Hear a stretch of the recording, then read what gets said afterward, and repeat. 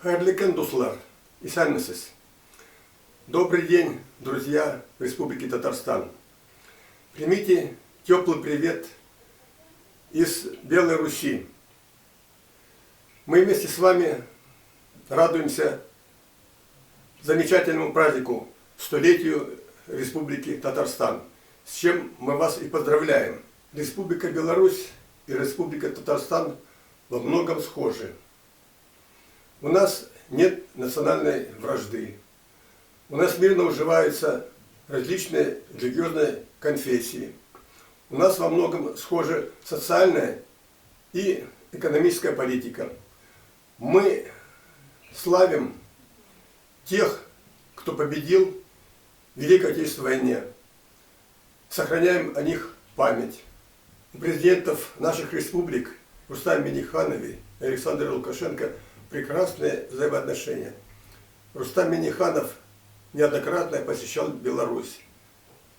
Регулярно встречается при приездах с общиной, с нашей общиной. Интересуется жизнью, достижениями, проблемами. Мы, татарское общество Беларуси, живем здесь дружно. У нас постоянная взаимосвязь. Празднуем наши праздники, Новый год, Сабантуй, другие. Постоянно передаем наши традиции, обычаи, язык нашим детям и внукам. У наших белорусских татар много друзей в Татарстане, родственники, близкие. Регулярно они посещают свою родину, места, где родились.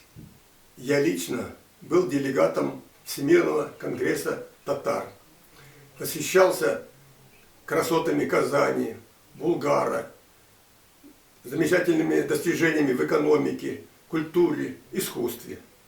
Мы, татары нашей общины, гордимся принадлежностью к татарскому народу. Работаем, живем так, что нас уважали, ценили, знали, что мы трудолюбивы и что никогда не подведем.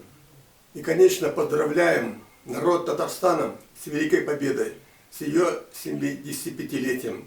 В этом году в Минске прошел 9 мая парад Победы. Этот парад мы посвятили всем народам, которые победили фашизм. С праздником, дорогие друзья, благополучия, новых достижений, процветания. Байрам белян дуслар. Рахмет.